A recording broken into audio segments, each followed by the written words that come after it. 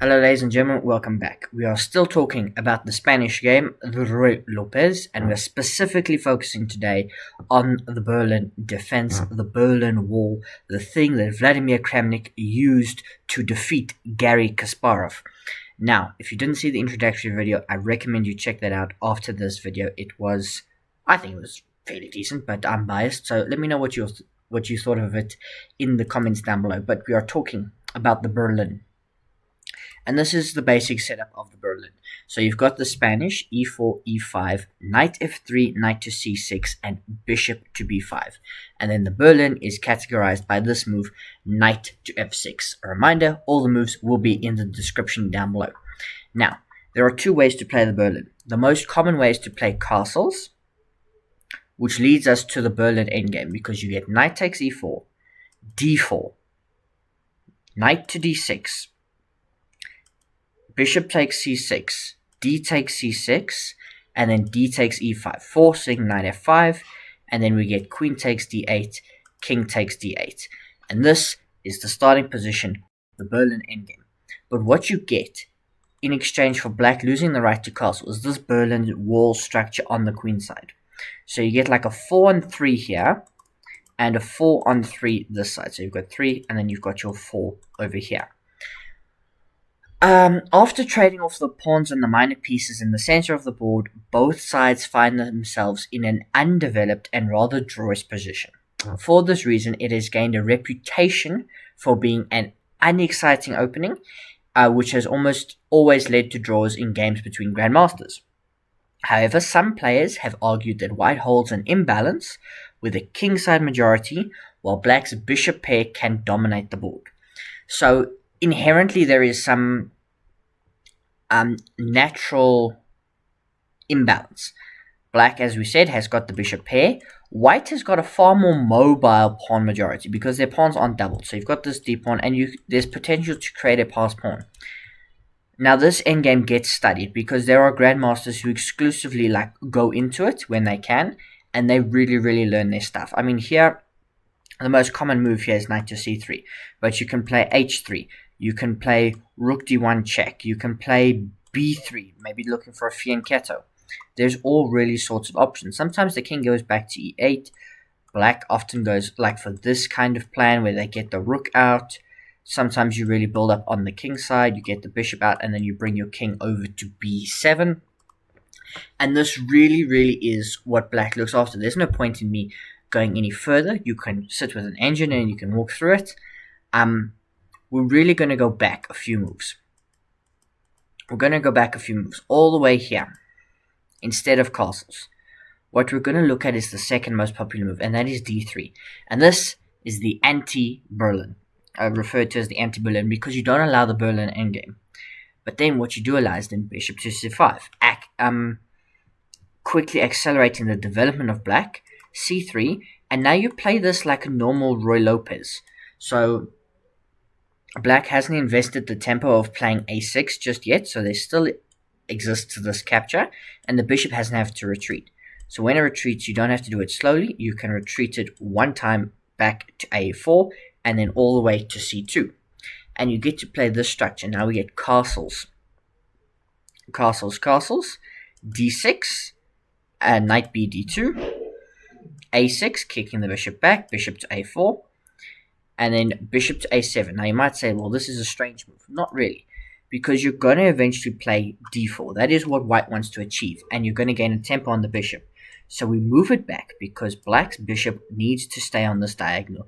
It prevents the f-pawn moving very quickly without king h1, and it's most active on this diagonal. Other times you'll see in the Ruy Lopez it sits on e7, where it's not as active. It gets pinned in behind its own pieces, and it often has to go all the way back here to activate along this. So now it is out. It is accurate. Accurate is maybe not the best word, but it is playing a part in the game immediately. White invests in h3 because this pin right here is very annoying.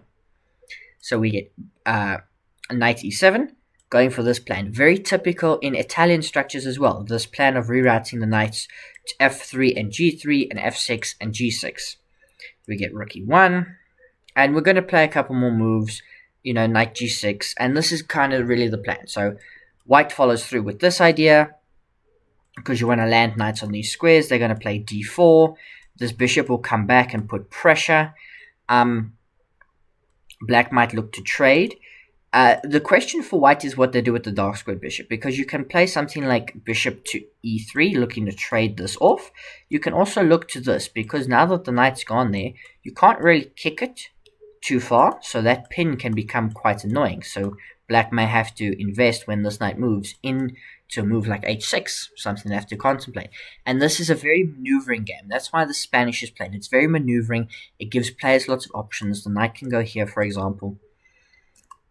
Of course, there are other ways to play this. If we go all the way back, in this position, you can play bishop takes e6 and get this kind of pawn structure. You can play knight bd2. You can castle, as we said. You can play c3, and you know, you might be tempted to say, well, I'm going to play knight to c3. Knight to c3 is fine, but that's when you look to kind of take advantage of the hole on d5. And to do that, you need this bishop to survive and help you fight for that square. So it is a common plan because d6 gets played. And black, because they've played knight to c3, can't really invest in c6. Because the knight's on c6, not on c3. So they don't really get that like Ponziani structure. I always call it the Ponziani structure when you've got like c3, d4. So that's another way to play. Of course, black can keep it simple here and play something like bishop to e7 in castle. And the Ruy Lopez is played for its flexibility. Like, there's not a lot you can do wrong, so long as you're not hanging a piece or getting a bishop trapped. You know, there are ways when this bishop comes out, when you play c3, a4 is always something you've got to look at. You've got to make sure you give your bishop a way to retreat, otherwise you get it trapped. And that has happened to me in several games. Right. So, what else is there? Well, we're going to look at castles again, and knight takes e4. Because there is a forced draw line here, if I'm not mistaken. Already here, just by the way, d4 leads to 65% games drawn for black. There is another move here, which is rook e1. 78% drawn for black. For what? Games drawn, not for black. Both games drawn. Now, 100% games go knight d6, at which point we get knight takes e5, 93%. Bishop e7, bishop f1. Knight takes e5, rook takes e5. Castles. And this is another way to play the Berlin, where instead of going into the full endgame, you play rook e1, you target the knight, you win the pawn back. And this is another position to play, but this rook is stupid, this bishop is not great. You don't have pieces out as much. So black's in a slightly better position here, but the engine thinks it's equal. It gives white 0.3 because they're going to get a move first. That's basically it. So that's another way to play. However, you can go d4, as we said. Knight d6.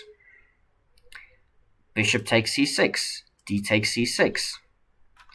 D takes e5. Knight f5, and queen takes d8, king takes d8. I'm just trying to remember the drawn variation. Give me a second, I'll have to pause the video and I'll come back to you. A few moments later. Alright, I'm back. Sorry, I just forgot the line. I had to look at the line again. So we go into the Berlin endgame, not with d3, but with long castles, knight takes, and we play d4 again. But when the knight goes here, to like force a draw, you go into this line. Now, we already saw bishop takes knight here, bishop takes c6. We've seen that. What you can also play here is d takes. And this looks stupid because to the naked eye, you hang a knight. But you kick it to the center with a4. Now, the only safe move for it is to go to d4. So you win the piece back. And then here, black plays d5. You take en passant, they take with the queen. And then you give this check, and then you repeat moves and make the draw. So this is the forced draw line of the variation. You've seen grandmasters play this, I promise you, a few times. It's like a 14-move draw, and, you know, that's it. So this is the Ruy Lopez, you know, e4, e5, knight f3, knight c6, Ruy Lopez, Berlin defense. You've got the anti-Berlin, you've got the Berlin endgame, but this is what happens all the time. This is the position. If you're going to play the Berlin, this is what you need to learn. You need to get to this position, move 8, queen's off the board, All the minor pieces, bar one set, are still on the board. We've got a bishop for a knight trade. And, you know, Vladimir Kramnik popularized this, but Magnus Carlsen has used this, Vishy Anand has used this, and it is an incredible endgame to study and learn. It is one of the most theoretical endgames. You know, grandmasters have studied this to move 20 and stuff. It is crazy. You know, this is the Berlin endgame. And then a reminder, before we talk about the anti-Berlin, you have, of course, got the forced draw, just doing the small recap where takes. You win the knight back in the center, you play en passant, so anarchy chess is happy, and then we repeat moves with the queens back and forth to make a draw. Alright, and then finally, we do, of course, have d3. The anti-Berlin, where we can develop the bishop, we can make a couple of moves, and this is when you just play normal Spanish kind of stuff.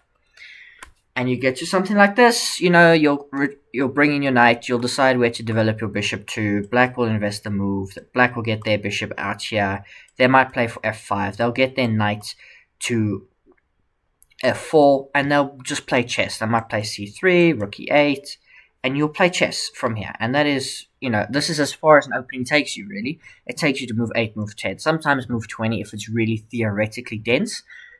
But this is it, and then you develop your middle game strategy, and that's when you need to know the ideas of, you know, bishop for knight trades, weak squares, positional advantages, and you know, that's where your middle game abilities need to take over. But, you know, enough said from me. I hope you've enjoyed the video. I'll see you next time.